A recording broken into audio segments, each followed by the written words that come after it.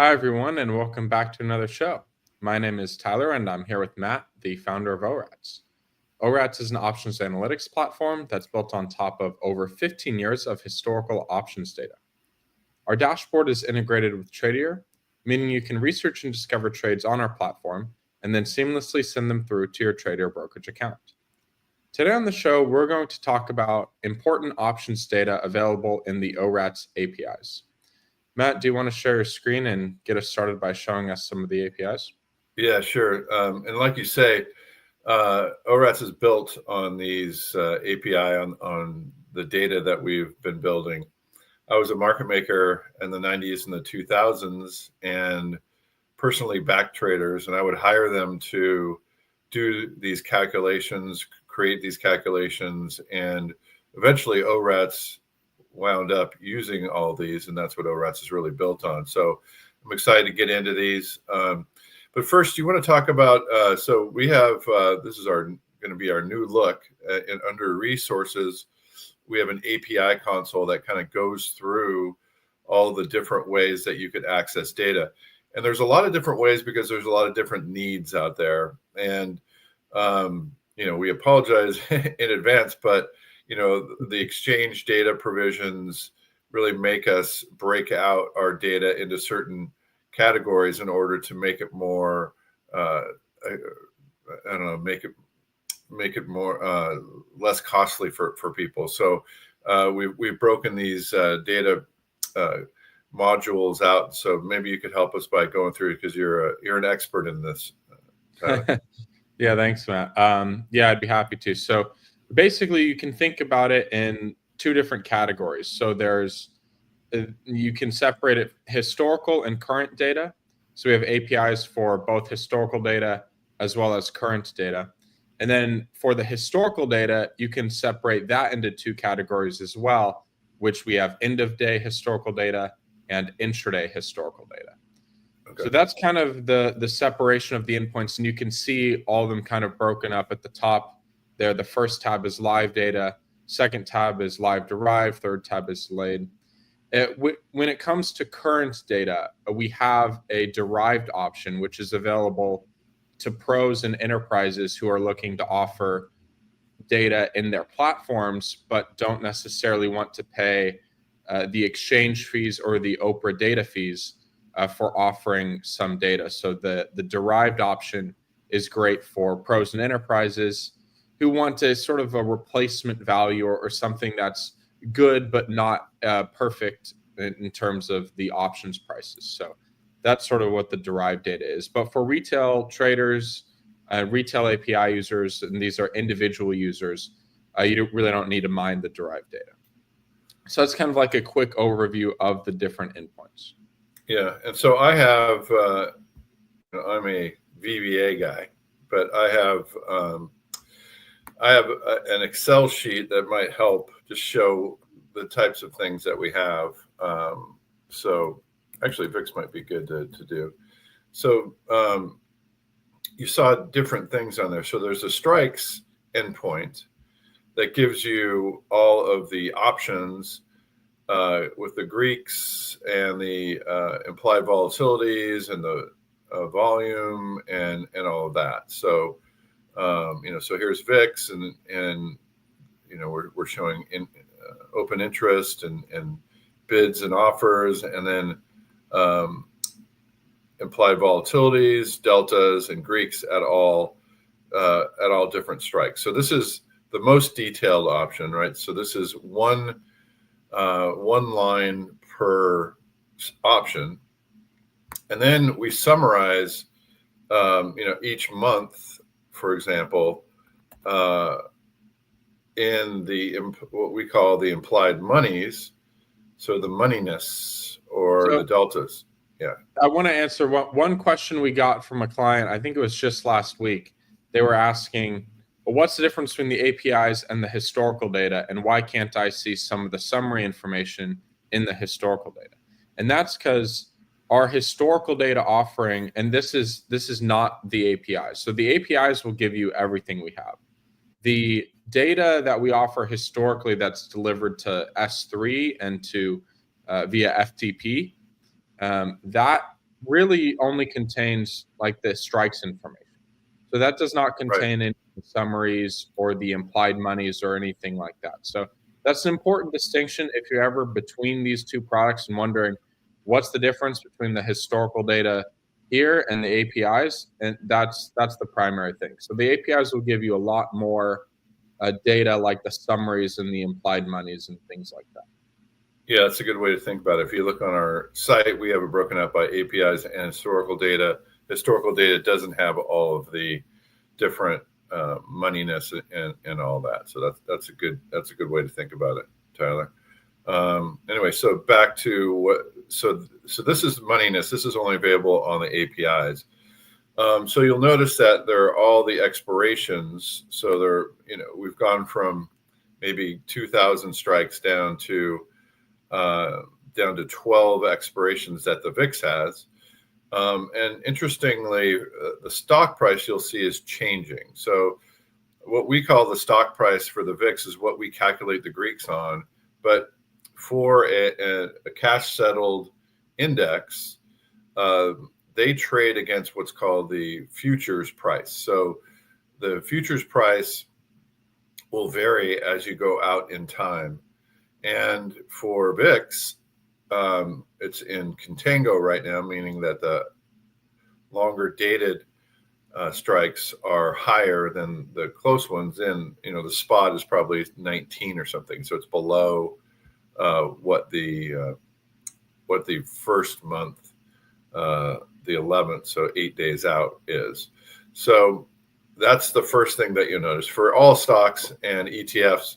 The stock price will just be the stock price that you'll see. But, obviously for SPX, it doesn't have a stock price fix, XSP and others. We calculate a implied futures that we then calculate all of the Greeks upon. So we have a risk-free rate, yield rate, there's no dividend, and residual rate solves for any leftover interest. And then we also slope that. So this is a little more complex than we really want to get into for today. We have a confidence factor, like how wide the markets are versus how many options there are. So, more confidence kind of in the outer months than the inner months. And then how wide the markets are. So it's very wide. This must be a new, like the 2nd of July must be a new one that they just added because it's really wide. But mostly it's only 1 vol point wide. But these are really wide. That's why there's no confidence almost in those. So Matt, we do get a lot of people asking about the confidence because I think it strikes people as like, oh wow, what's that?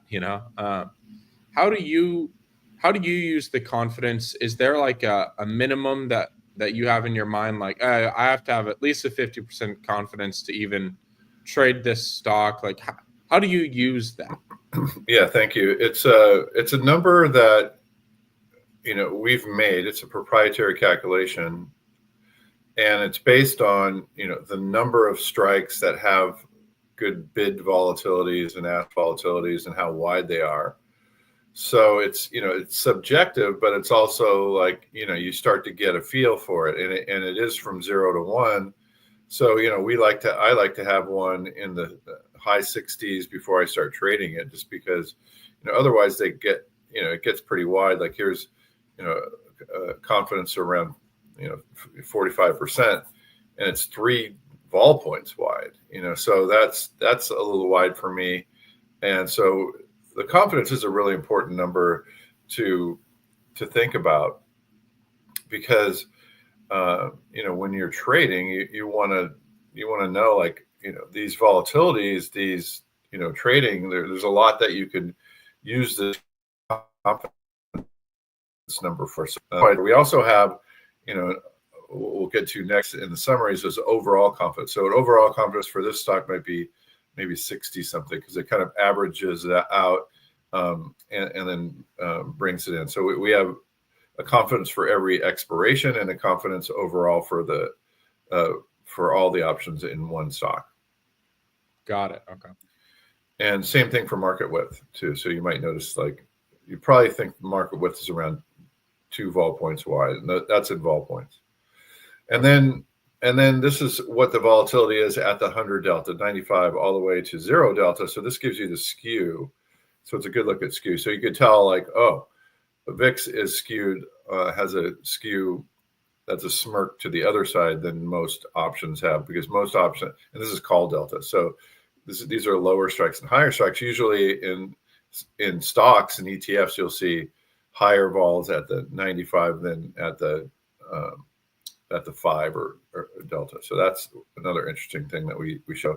And then, well, the spot price is well below. That's 18.31. And then we have a slope. So the slope, again, for most stocks is positive.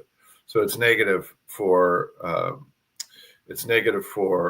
VIX because, you know, like I said, it's opposite than most of the. So the slope, just to clarify this, so we're measuring the implied volatility skew, which is basically all those vol 45, vol 40, vol 35. That draws the skew. Right. And then the slope is the measurement of the skew if you were to draw a tangent line at the 50 delta point in the ideal skew. And it basically it answers the question, for every 10 deltas, what percentage difference is the lower strike than the upper strike? So in this, in this percent, it would be 3% less. So, and you could, you know, so you kind of see that potentially here. So I don't know, there's, you know, 55 to 45, you know, it's about, like I said, it's about, you know, 87, you know, whatever that percentage is difference is the kind of, is the skew, is the slope. And the derivative is how much the slope changes as you go. So it gets steeper and steeper and shallower and shallower.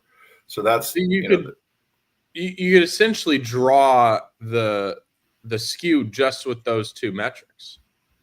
Yeah, and that's what it's for. And it's also a quick and dirty way to see what the skew is, you know, relative to history, and is it getting steeper and all that. So actually we could.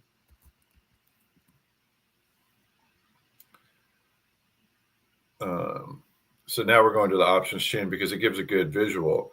So you can see that the skew in VIX is, you know, going up like this. In Apple, and then so anyway, there's a slope. So we bring these in. So we show, and here's the confidence that we're talking about. So we just bring these in from the monies file. But like for Apple, so you can see how it's completely different because, you know, really when Apple and the market go down, it goes down faster than it goes up. And, but when Apple goes down, volatility comes up. VIX is a measure of volatility. So that's why the upper strikes are skewed up in VIX versus Apple. Hopefully that makes sense. So we draw this orange line through all these dots. So you can tell some of the dots are off the skew. That is because of usually market imbalances. People are buying or selling a certain option. So, you know, so like I said, so like the slope. So here's that slope in Apple. It's the mirror image. It's 3% positive. You know, again, if you drew this line and you went every 10 deltas, the volatility would be 3% higher than the high strike on the low strike. Yeah, it's interesting how the summaries information is presented here. I mean, I think if you're a retail trader, having access to this information in an API that's easy to use, it's a REST-based API, and you're getting these summaries. It's a great way to scan for trades and to just display the information for your own use.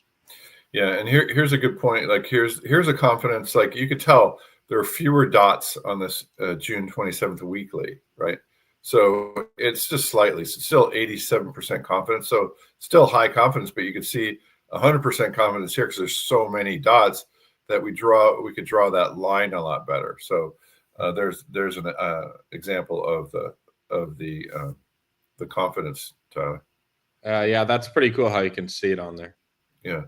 So yeah, let's go back to what we were talking about from in the resources. And so we've gone through strikes, we've gone through monies. The next thing is the summaries. So the summary is kind of my favorite part. So if we, in data history, so I pulled up all of Apple's kind of history just in one click. And so what we show in summaries, trade date, stock price, the dividend information, the implied borrow rate.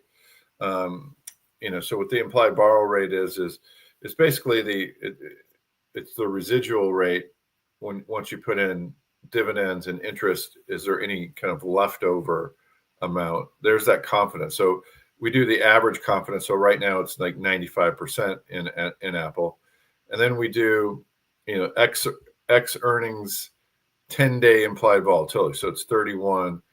And if there's no earnings in Apple, the actual 10-day will be the same, which is 31.0901.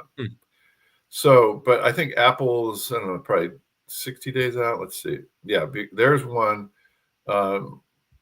So the X earnings, we have a way to take out the earnings effect and draw a skew that is rational, and that takes out earnings implied volatility. So you can see it's 29 in the raw number at 60 days out, but the 60 days out is 27.5 for the X earnings. So you could tell there's 1.5 vol points of earnings in that one. And then, you could see that IV90 is also 29, but it's 20 basic 7 here. So those are very interesting. So it's more stable. The X earnings is more stable. So if you're looking at just, what's the implied volatility of Apple over its lifetime, you probably want to use X earnings, because otherwise what you'll see, and then, we have a good graphic of that in our trade builder. It shows I was going to say the outlook you can see the X earnings, you can toggle the X earnings and the non. Oh yeah. Yeah. Yeah, that's true. But I'll just show it first in trade in here. Yeah. So you can kind of see like these vertical lines are when earnings are. So the volatility just goes up and up and up and then down, up and up and up, then down, up and up and up and then down. Some weird stuff went on, but basically up and then down. And then what Tyler was talking about in the Outlook tab, one of the things that you could do is toggle between earnings and X earnings. And the Outlook tab does take a little while to calculate, because there's a lot of calculations going on, but it's worth it once it opens. It's doing some predictive analysis based on the back tests of how indicators can predict implied volatility and stock price. So that's essentially what it's doing. Right, and I'm on my laptop, so it's probably going to take a little bit longer, because it does do some calculations locally. But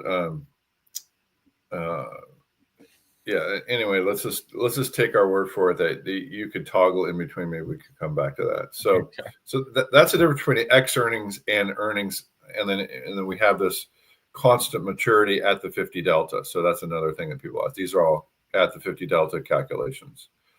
So if you remember back to the monies, it's there's a 50 delta and there's all the other ones. So we draw that through where the orange line that we draw crosses. So we have that very good volatility. And here's that market width that we talked about a little bit too. So we do that interpolated at the 30-day and also at the 2-year interpolate. So this is how wide or actually very tight the markets are. It's only a third of a vol point wide in Apple. Wow. Here's that derivative and slope. So the slope is about 3.1, and it's cool to be able to see how it's changed over time. So there's that. And then we have a different calculation for, some people ask us, which is between RVol 30 and IV 30-day. RVol 30 is one of the parameters that we use to calculate the entire volatility surface, we try to do it with a 30-day, a 2-year slope, derivative, and earnings. And just with those, we try to summarize the entire volatility skew. So that's how those are different. And so, and sometimes those are, we do a ratio of those, and sometimes that's, an interesting number to look at. So that's what that is. A RIP value is an old calculation that we've came up with on the floor for what's the, kind of value when you should start taking deltas out of your position. So it's more of a positions management type of a calculation. Again, it's a longer conversation, but that's what that is. The risk-free rates. There's contango. Interestingly, contango is slightly negative right now, meaning the volatility is basically flat. Mostly contango is positive, which means the front months are lower than the back months. Don't worry about the air. So, and then we start talking about what's the 5 delta. So what's that skew? And we measure it at 10 days, 20 days, 30 days, and then we measure the X earnings 5-day. So you really get into the skew numbers here and see how those change. 25 delta, 75 delta. Of course, you have our 50 delta already, but these give you some constant maturity, X earnings and not X earnings. So it's a lot of data, but again, we feel it's important data for people that are looking at skew. And then, some people look at skew in various ways, and other people look at term structure in various ways. And one of the ways to think about term structure is a forward volatility calculation. And what a forward volatility calculation does is it says, well, the 30-day might be a 30 vol, and the 20-day might be a 31 vol. So between the 30 and 31, it has to be higher, because it has a certain number of days that will run at a 30 vol, and then it goes up to 31. So it has to bump up, so it would be 32 or something like that between those two. So there are forward volatility calculations that you could look up on our site or a university to get more information on that. But we have a lot of those, and we actually calculate it in 2 different ways. An F forward is called a flat forward, and that's where you solve for the price of the calendar trade priced at 100, in this case, 180 days and 90 days. So it usually comes up with a very similar implied volatility for that flat forward and the regular calculated forward. I kind of think of it as a calendar forward and just like a historical volatility almost calculation forward. But those differences are important, and then we call that FB. Those are this divided by that, F flat by flat, and so we have percentages, and we find that those percentages have some interesting predictive values to them. So, we're going to be coming out with an optimization of back tests, and we'll be able to use these types of optimizations in those against those back tests. And one of the ones I like to use is the FB, because it divides the flat forward by the regular forward, and you can see when there's duress and when those are very different, duress in the market, and that's a good way to identify that. And then one of my favorite numbers is the implied earnings effect. We looked at X earnings, and I mentioned that we have a way to take out the volatility. Well, once we take it out, we know what that percent move implied is, and that's what we show here. So it's about 5% implied move for Apple. And then you could jump over to the one of our favorite here's the outlook, Tyler. So you wanted to look at the term structure with earnings and X earnings. So it really, it smooths it out if you have X earnings. You can see it, you can tell that that's in backwardation or negative contango right now. So yeah, this is one of my favorite pages, but it's a little bit, it behooves people to, I think, learn how to look at these pages, because it's a good way to look at what volatility is like. Here's Apple's implied volatilities versus the XLK. It's been going up and up. Not only is it in backwardation, but the implied volatility is relatively high in Apple right now. You can see that pretty well, I think, in the Outlook page. Yeah. So where was I, Tyler? I was going to look at the earnings page. So in Apple. Yeah. This is another visualization of the, yeah. It's very popular, and you can see that, it's 4.9 right now for earnings, but look at it's 4.1, 3.9 before. So it's a lot higher than normal. And so we're seeing, people with a lot of uncertainty in Apple right now. There's a lot of uncertainty in the market. So, that's an interesting thing to look at. Yeah, and I want to mention all this summary data, all these things that you've been going over. They're available in the live API with around 10 seconds of delay, so it's very close to real time. Like, you calculate these things very fast. Yeah, it's a lot of calculation. So, like I said, today we've gone over what our tool. This is our tools here, and they marry up really well. So this is a good visualization of all the the options data. But we've gone through a lot of the important bits of data. Some people like to get the data with the APIs, and some people like to come in. So we like to into our tools. So we like to offer it in both ways. So these are like I said, very important calculations. If you're really looking at volatility and when to trade certain strategies, this is a very good place to start. And you could also back test under certain of these data points. If it's high or low, which back test do better? So there's a lot that you could do, and ORATS tries to bring it to you so you could trade more profitably. Tyler. Yeah, thanks, Matt. That was a great explanation of so many different indicators and how to use them all in 30 minutes. So I think you did a great job. Thank you.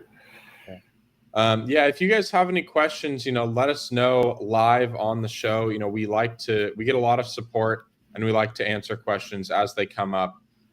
You can ask us about how to use the dashboard. You can ask us about certain indicators in the APIs. Pretty much anything on this show, we're happy to answer them.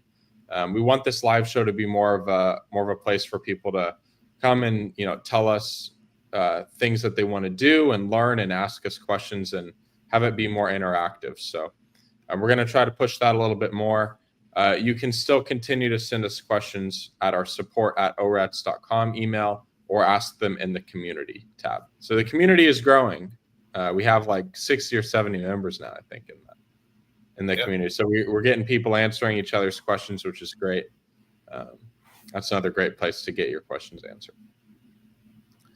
All right, Matt, unless there's anything else, I think that wraps it up for today.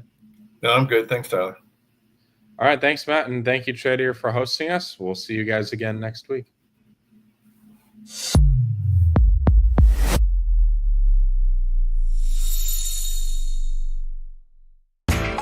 You know how the financial world goes. Here comes the buzzkill. Please make sure to take some time to read this boring disclaimer. We will owe you one.